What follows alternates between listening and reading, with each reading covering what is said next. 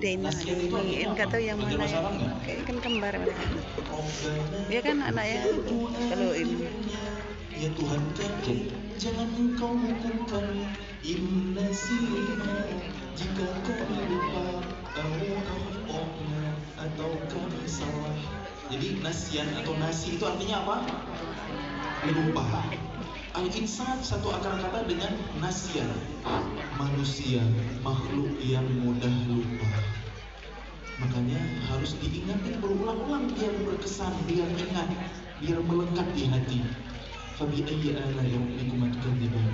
Ternyata kita ini memang makhluk yang gak pandai bersyukur, sulit untuk berterima kasih. Padahal nikmat Allah banyak. Allah sebutin nikmatnya, lalu Allah ingatin kita, fabi ayyi ala'i rabbikum tukadziban. Nikmat Tuhanmu yang manakah yang kau dustakan? Allah sebutin lagi nikmatnya, fabi ayyi ala'i rabbikum tukadziban. Terus berulang-ulang. Biar kita apa? Biar kita bersyukur. Biar kita nggak kufur nikmat. Karena nikmat Allah itu terlalu banyak, gak sanggup kita hitung. Wa in ta'uddu ni'matallahi la tuhsuha. Jika kalian menghitung nikmat Allah, pasti tidak akan mampu. Dan pertanyaan berikutnya, di antara banyak nikmat Allah yang Allah sebutkan di dalam surah Ar-Rahman, nikmat penciptaan manusia, nikmat surga dengan segala keindahannya, ada banyak sekali nikmatnya. Nikmat apa yang duluan Allah sebutkan? Ar-Rahman, Allah yang Maha Pengasih. Allah memperkenalkan dirinya. Allamal Quran, yang telah mengajarkan Al-Quran. Nikmat apa? Nikmat apa? Nikmat Al-Quran. Bahkan lebih duluan daripada Khalaqal Insan, yang telah menciptakan manusia. Loh, kenapa nikmat Quran lebih duluan daripada nikmat penciptaan? Bukankah kalau orang belum hidup, belum diciptain, gak bisa ngaji, gak bisa baca Quran? Bahkan nikmat Quran juga lebih duluan daripada Allamahul Bayan. Allah mengajarkannya pandai berbicara. Orang kalau belum hidup, bayi belum lahir, belum bisa ngomong, belum bisa ngobrol, belum bisa bicara, mana mungkin bisa melantunkan kalamullah? Mana mungkin bisa membaca ayat suci Quran? Tapi kenapa nikmat ilmu Quran Allah tempatkan duluan di ayat kedua? Ada yang tahu jawabannya?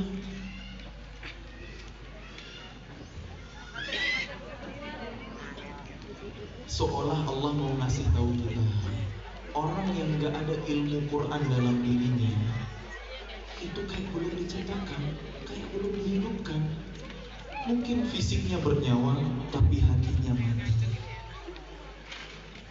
Makanya Nabi berpesan, jangan jadikan rumah-rumah kalian seperti kuburan. Apa maksudnya? Di dalam rumah kan orang masih pada hidup. Kuburan tempat orang mati, ya, karena gak ada lantunan Quran di dalamnya. Sebab dengan Al-Quran turun keberkahan, ada banyak kebaikan. Jadi salah satu cara meraih keberkahan itu dengan apa? Dengan Al-Quran.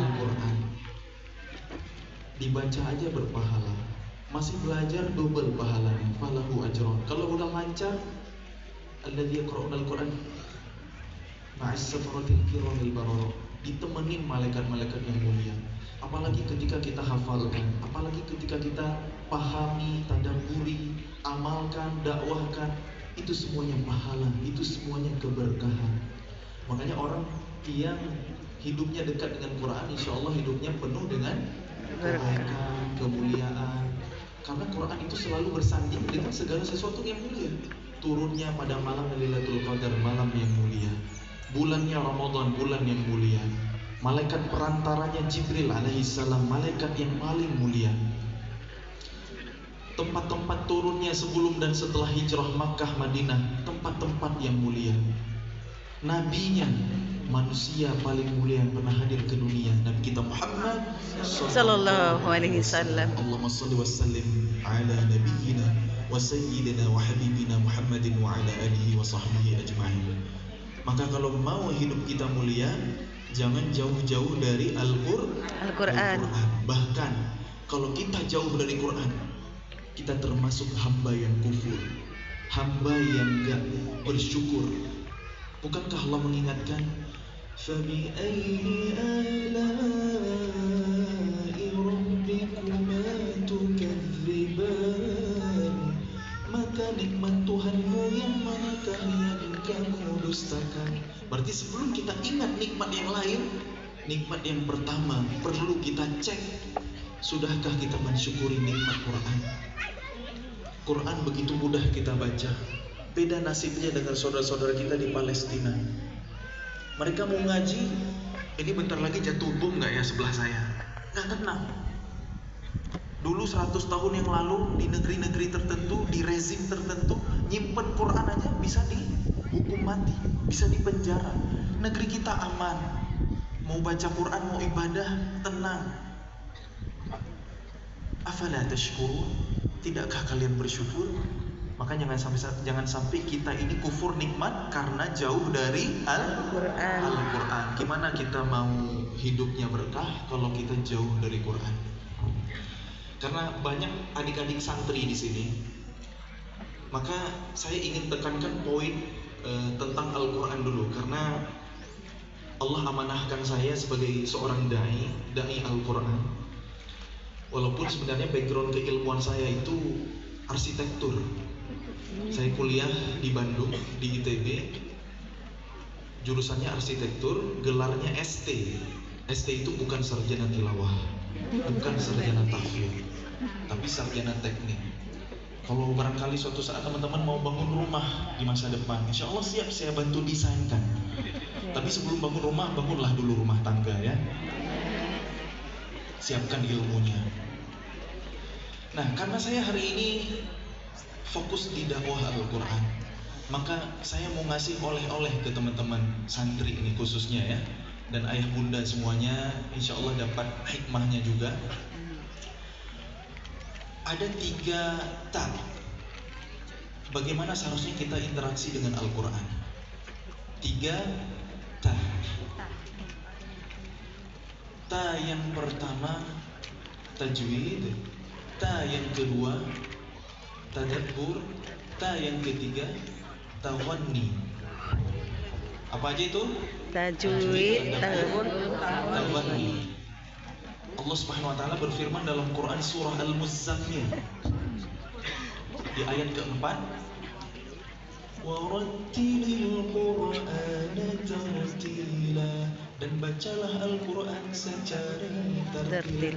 Tartil itu pelan-pelan, bacaannya benar, penuh penghayatan, kemudian juga dengan keindahan. Nah, itu diantara makna tartil. Maka tartil itulah 3 ta tadi, include di dalamnya tajwid, tadabbur, tawanni. Apa itu tajwid? Apa itu tajwid? Yang tanda tahu baca. dapat hadiah. Tanda baca. Makhraj. Ya, gak apa-apa, jawab aja dari situ. Silakan.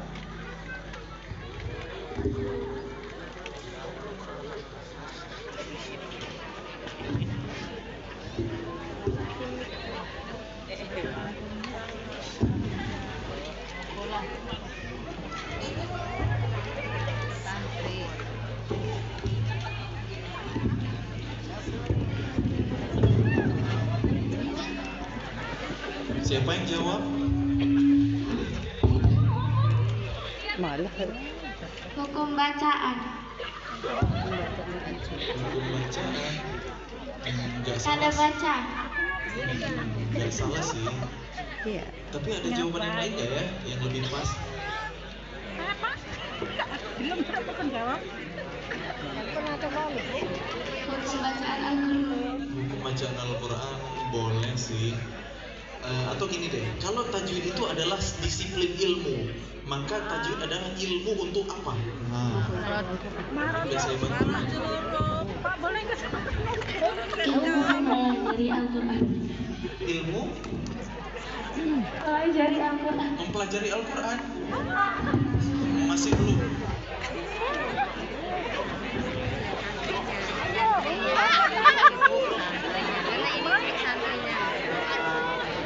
Oh, ini emak-emak banyak juga yang angkat tangan nih. Mama ya pinter-pinter dong. Saya pinter ngaji.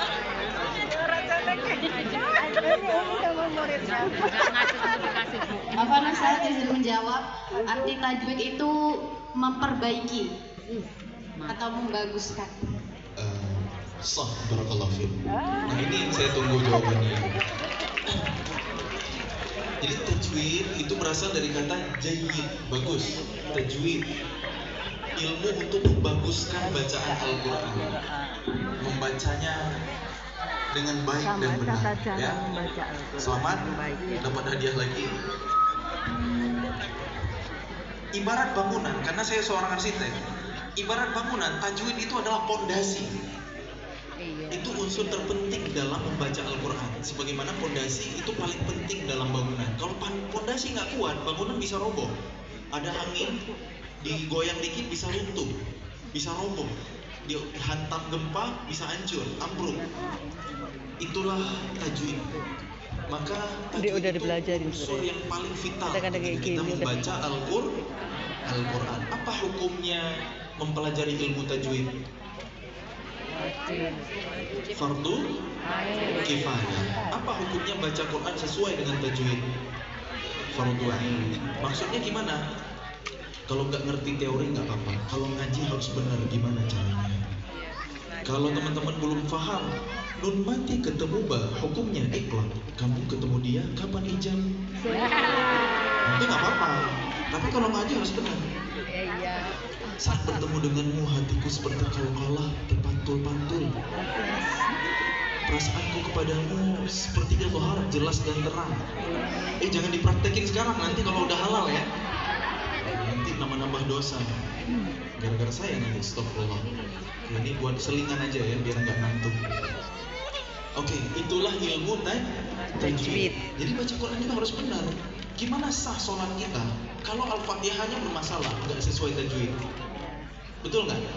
Maka ta yang pertama tajwid. Kalau kita interaksi sama Quran, bacaannya harus bagus, harus benar. Kemudian ta yang kedua, tadabbur. Apa itu tadabbur? Ini kuis lagi. Yang bisa jawab angkat tangan. Jadi ini berhubung ada sponsor ya, banyak hadiah, ya udah kuisnya banyak nih. Anak-anak ganti, Apa itu anak-anak tadabbur? depan, ini kan pelajaran buat anak-anak. Santrinya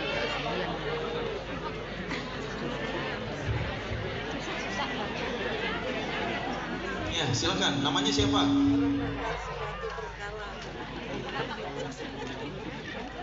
Oh, Grogi kan. Assalamualaikum warahmatullahi wabarakatuh. Waalaikumsalam warahmatullahi wabarakatuh. Perkenalkan, nama saya Fazal dari kelas 9. Menjawab, tadi ilmu tadabbur adalah ilmu yang memperdalam Al-Quran. Maksudnya kayak tafsir lah. Ya arti itu ilmu memperdalam Al-Quran. Tenaga dalam, bukan ya? Oke, ya barakallahu fiik. Dibolehin nggak nih? Boleh. Dibenerin nggak ya? Benerin. Ya nyerempet dikit ya. Selamat, boleh lah dapat voucher. Silakan. Ya, barakallahu fiik. Oh, mau foto juga? Sini. Masya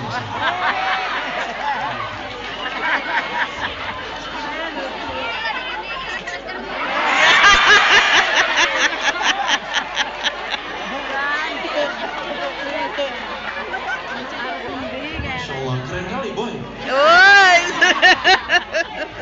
anak sopo. Anak buah Ustaz Tony. Oke. Jadi tadabbur itu ilmu memahami Al-Quran, memperdalam pemahaman terhadap Al-Quran. menghayati Quran, merenungi Quran. Itulah tadabbur. Berasal dari kata dabaro. Dabaro itu artinya belakang. Tadabbur, kita selalu ada di belakang Quran, kemanapun Quran pergi kita ikuti. Jadi tadabbur itu adalah berusaha memahami Quran supaya bisa mengamalkannya dalam kehidupan. Tadi ayah nyariin, ketemu ayah nggak? Mirip dengan tafsir tapi beda. Tadi nyariin. Enggak, Tafsir tadi itu nyariin. menjelaskan Terus dia isi bilang, kandungan udah Al-Quran di secara di rinci, kantor, detail. Itu tafsir, tugasnya ulama. Tadi. Tapi kalau tadabbur kewajiban setiap kaum muslimin. Nggak boleh buka-buka itu. Gatal. Tadabbur itu kewajiban setiap kaum muslimin. Muslimin. Kita disuruh sama Allah untuk memahami Quran. Iya. Tentu tadabburnya orang awam dengan tadabburnya ulama beda. Ulama kalau baca Quran bentar aja udah nangis. Kenapa? Karena paham banget. Kalau kita ya harus. Lah ini baca punya tafsir siapa? dulu. Minimal baca terjemah. Itu lagi Kalau apa kita ya? belum pintar Lagi. bahasa Arab, minimal kalau ngaji itu baca Lagi fotoin. terjemah. Itu cara paling mudah untuk mentadabburi Quran. Udah. Ada nggak di antara yang hadir di sini pernah Tapi hafal yang Quran belum 30 Inara. juz plus dengan arti Kenapa tadi nggak kata-kata? ngapa nggak mandi di daycare tadi? Sama Putih, nenek itu yang mandi di daycare. Udah, Raisa belum mandi. Pak, Masih bau. Kamu? Raisa ganti baju. sepeda aja kayaknya. Aku mandi, aku mandi. Ustaz Gundu. Ada lagi yang lain? Pernah hafal Quran 30 juz plus dengan artinya? Belum. Oh ada. Nah itu yang akan angkat tangan, saya husnuzon deh, saya percaya aja deh. Insya Allah Allah menjadi saksinya, mereka jujur.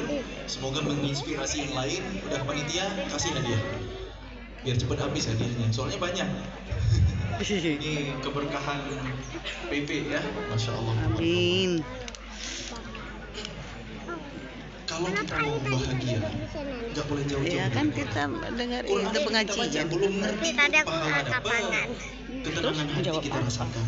Nggak Tapi apa-apa. belum sempat Nggak jawab. kebaikan Quran, Pas keberkahan belum Quran. tadi Kalau Khalid kita tadabbur. dikejar ayam petok. Makanya pesan saya, teman-teman, Tadi kan Khalid. kalau mungkin Pelan-pelan suara. Tadi kan aku kejar ayam. Jangan sekedar Iya. hafal. Itu aku Tadabbur dikejar. maknanya. Lagi isi anak menambah hafalan. Baca dulu terjemahnya, baca dulu Pelan-pelan tafsirnya. suaranya. Kalau mau cerita boleh bisik-bisik Lebih aja berkesan di ceritanya. hati kita. Ceritanya bisik-bisik aja.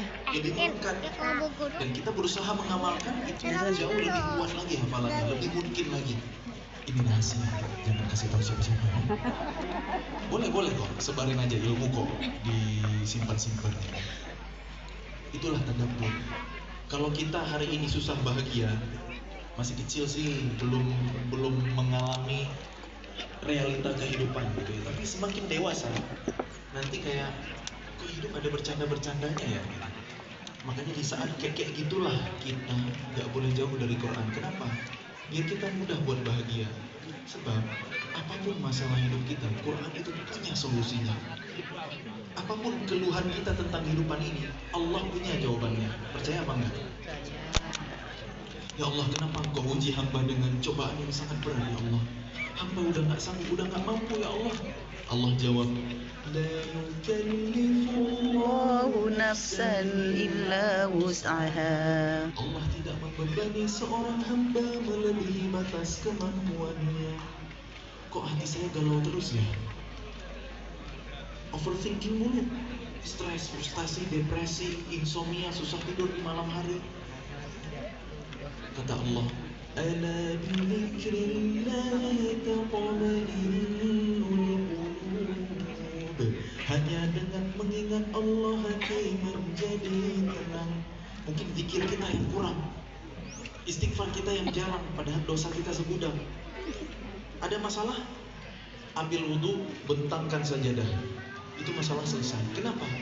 Wa aqimis sholata lidzikri. Kata Allah, dirikanlah salat untuk mengingat. Ala bidzikri. Kalau hati kita nggak tenang, dengan salat kita bisa mendapatkan ketentraman. Baca Quran, bukankah nama lain Quran adalah Az-Zikr? Inna nahnu nazzalna dzikra wa inna lahu lahafizun. Quran juga zikrullah. Kalimat-kalimat thayyibah subhanallah walhamdulillah wa la ilaha illallah Allahu akbar juga zikrullah. Istighfar, zikrullah. Selawat kepada Rasulullah juga bagian dari zikrullah. Maka selama kita terhubung dengan Allah, seharusnya kita mudah untuk bahagia.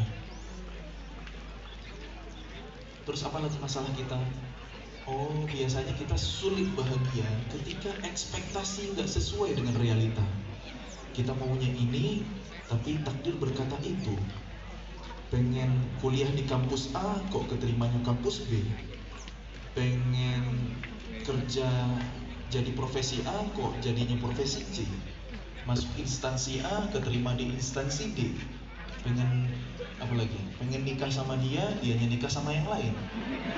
Ditikung sama sahabat sendiri. Sakitnya tuh di sini. Sekarang boleh ketawa, nanti kalau kejadian saya nggak tanggung jawab ya.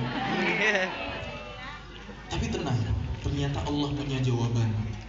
وَعَسَىٰ أَن تَكْرَهُوا شَيْئًا وَهُوَ خَيْرٌ لَكُمْ وَعَسَىٰ أَن تُحِبُّوا شَيْئًا وَهُوَ شَرٌّ لَكُمْ. Boleh jadi kamu benci sesuatu padahal itu baik bagimu. Boleh jadi kamu suka sesuatu padahal itu buruk bagimu. Wallahu ya'lamu wa antum la ta'lamun. Allah Maha tahu sedangkan kalian gak tahu. Jadi jangan sok tahu. Yang terakhir gak ada di ayat ya. Itu tadabbur. Makanya serahin aja hidup kita sama Allah. Yakin takdir ketetapan Allah itulah yang terbaik. Bikin hati kita tenang, bikin kita gak overthinking. Jalani aja. Mungkin belum dapat hikmahnya aja, belum ketahuan apa manfaatnya, apa kebaikannya. Lambat laun nanti kita akan bersyukur. Ternyata pilihan Allah yang terbaik. Kalau pilihanku terwujud, aku bersyukur. Tapi kalau pilihanku tidak terwujud, aku juga bersyukur. Berarti yang berlaku adalah pilihan Allah. Gitu aja. Apapun masalah kita, Quran punya Solusi. solusinya. Nah, kalau kita bahas tadabbur aja ini sampai maghrib nggak habis, nggak cukup waktunya. Ya udah, kita next, kita terusin ke ta yang ketiga, yaitu apa tadi? Tawani. Apa itu tawani? Nah, ini dikuisin lagi nggak nih? Ya. Oke, silakan. Apa itu tawani? Saya. Ya nggak apa, di situ aja biar cepet, boleh? Ayo.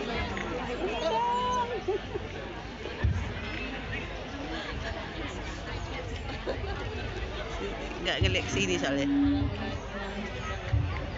Assalamualaikum warahmatullahi wabarakatuh. Waalaikumsalam warahmatullahi wabarakatuh. Waalaikumsalam warahmatullahi wabarakatuh. Jawab Ustaz. Tawani itu memperbanyak membaca Al-Quran. Selamat, kamu belum tepat. Ya. Ada yang lain?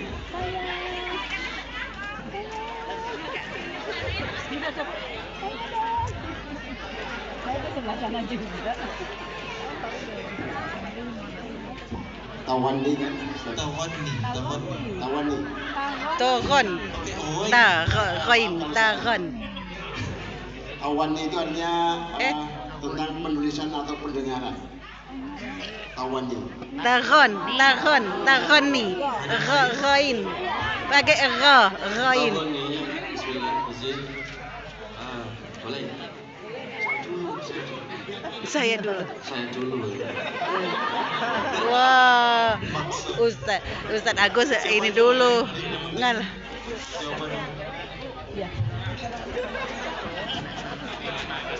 Assalamualaikum warahmatullahi wabarakatuh. Waalaikumsalam warahmatullahi wabarakatuh. Nama saya Halimah dari Majelis Taklim Cahaya Amanah Poncowati. Tawani adalah cara membaca Al-Quran dengan menggunakan irama atau lagu. Terima kasih Ustaz. Assalamualaikum warahmatullahi wabarakatuh. Waalaikumsalam. Ya, ini yang saya tunggu. Tawani.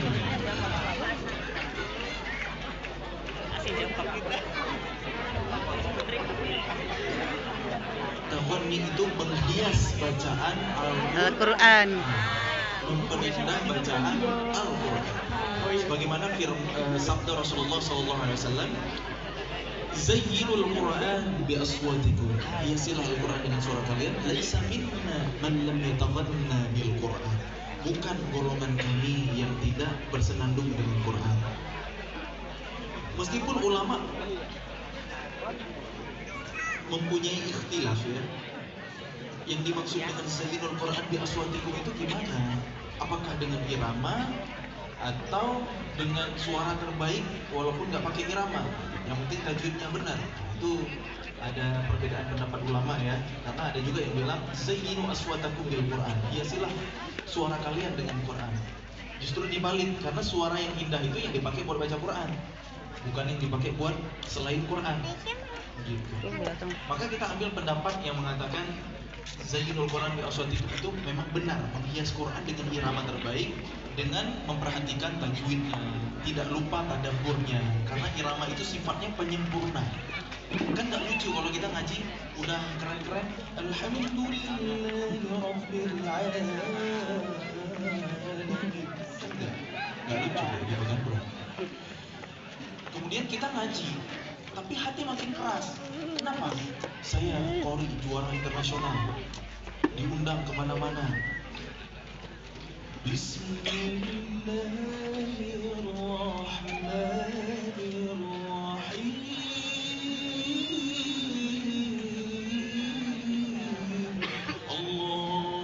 Ngaji gitu ya, ngaji tapi kayak ngajinya kayak gak ada khusyuk-khusyuknya gitu, kayak gak ada khidmat-khidmatnya gitu. Ngaji habis itu uangnya dilempar-lempar misalnya, saweran. Ngaji tapi hadirinnya malah ketawa gitu. Masa ayat misalnya tentang tabbat yada abi wa tab, Allah gitu, disahur rame-rame. Padahal ayatnya itu celakalah, binasalah kedua anak Abu Lahab, dan pasti benar-benar celaka, benar-benar binasa.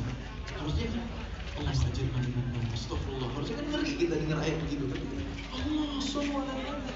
Itu tadabburnya belum ada. Suaranya bagus, tapi Quran itu nggak gitu lembut hati, malah takutnya makin keras. Ini bukan untuk menjudge atau menghakimi siapapun ya, tapi mari kita muhasabah introspeksi. Karena irama itu penyempurna, bukan segala-galanya. Tapi kalau orang-orang yang baru belajar biasanya seneng ngaji itu gara-gara irama. Tapi kalau di paling penting Nyari siapa? Nyari siapa? Kok keliling? Ibarat Bang tadi saya bilang apa? Tajwid itu fondasi. Jangan lari depan lagi. Tadabbur itu fungsi. Jadi kita Gak usah lari-lari lah. nyaman, beraktivitas dengan enak gitu ya. Bangunan itu berfungsi dengan baik, nggak bocor, nggak retak, nggak pengat, sirkulasinya baik.